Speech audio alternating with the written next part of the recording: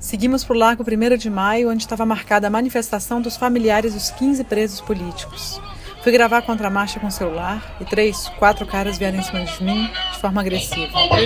Me sentia revivendo a história de Laurinda. Peguei o telefone e comecei a retratar aquilo. Não, dá o telefone. Um homem com blusa listrada amarela começou a nos seguir. Depois, 3 meninos se aproximaram. Olha, estamos muito preocupados convosco. Quem vos tocar primeiro vai ser o motivo para a manifestação começar. Os vossos tocar? Quem tocar na gente? Na Sinfo, Serviço de Inteligência, que eles querem te receber um telefone.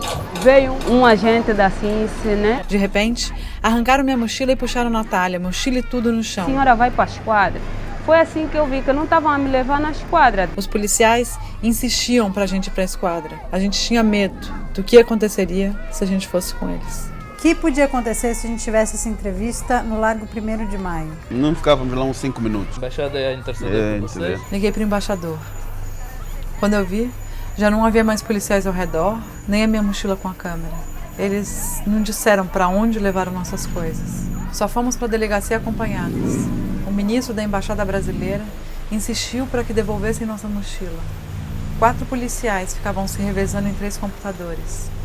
Sem pressa, um deles começou a preencher minha ficha. Ele imprimiu e pediu para eu assinar um documento. E a mochila?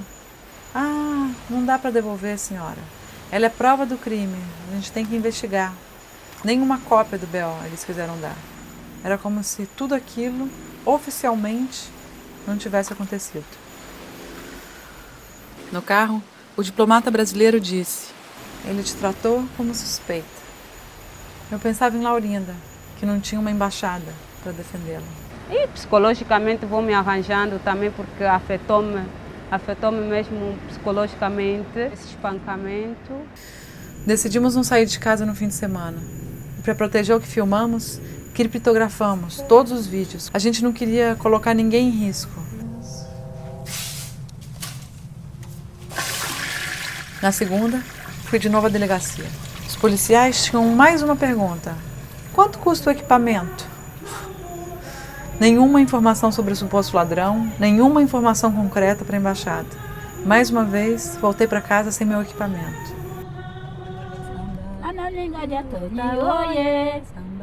Na terça-feira, a gente seguiu para o interior, para continuar a pesquisa que a gente foi fazer em Angola.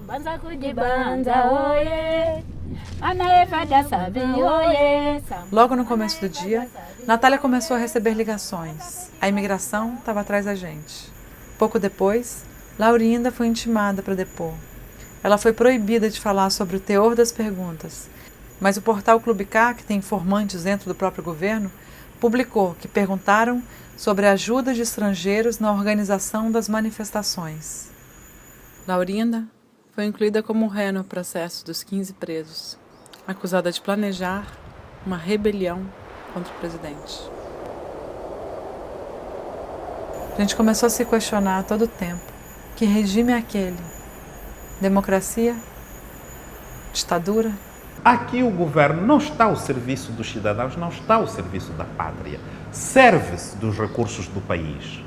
E neste processo vai tentando dar uma ideia de um país que funciona de acordo com regras constitucionais, que é uma mentira. E eu vou dar um exemplo. Eu acompanhei a marcha das mães dos presos políticos. Ao fim do dia, eu vi a polícia espancar as mães, a soltar os cães contra as mães. A polícia emitiu um comunicado a dizer que era tudo mentira, não tinha batido em ninguém. Numa ditadura, o regime teria dito: violaram as nossas regras e nós batemos e continuaremos a bater. É uma ditadura. Numa democracia, ou verossimilhança de democracia, teriam dito: bateram, a polícia bateu, vamos investigar. E depois a investigação não teria qualquer resultado. Quando são criminosos venais, não precisa assumir, nem precisa utilizar os mecanismos democráticos para dizer: está bem, aconteceu este incidente, vamos investigar. Não.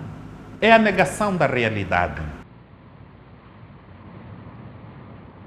À noite, nos ligaram e disseram que a gente deveria se apresentar no serviço de imigração com urgência.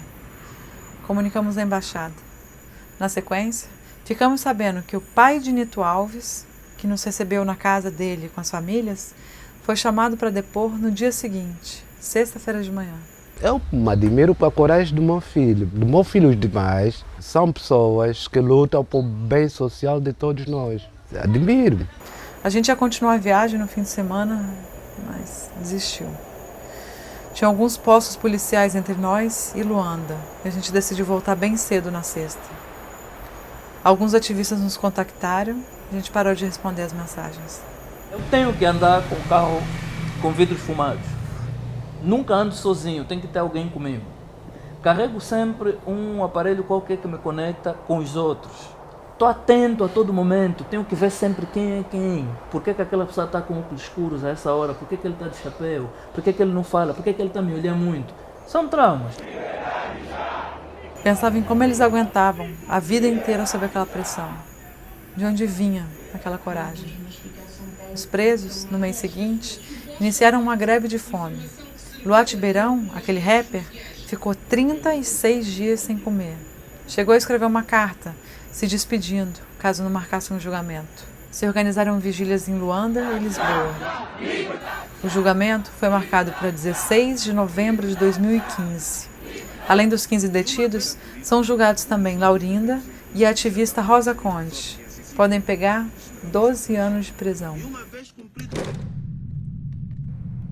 Na terça-feira, véspera de ir embora, a gente saiu para comprar comida. Na volta, no prédio, uma vizinha com quem a gente tinha brevemente conversado sobre onde achar panos bonitos se apressa e entra com a gente no elevador. Ela diz, sussurrando, que desde que a gente chegou tem muito movimento de policiais cercando o prédio. O que ela escutou, eles conversando com a segurança, que nós estávamos ali com visto de turismo e que a gente estava em Luanda para organizar manifestações. Seria uma ameaça? Seria um recado? Uma ajuda? A gente ligou para a embaixada. 1 hora depois, o carro deles veio nos buscar.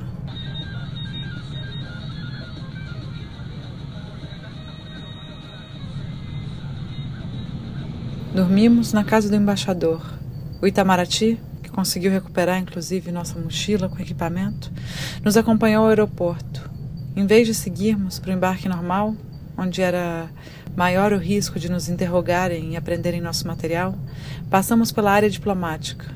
Esperamos o avião em grande sofá de couro de uma sala VIP.